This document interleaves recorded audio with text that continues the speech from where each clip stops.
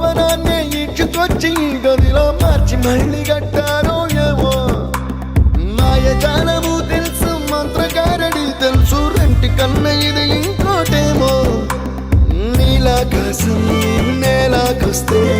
ఇట్టాగే ఉంటాదో ఏమో ఈ సంతోషం దాచాలంటే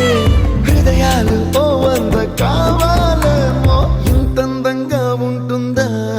ఈ లోకం ఇన్నాళ్ళు ఈ మనసుకి తెలియాలే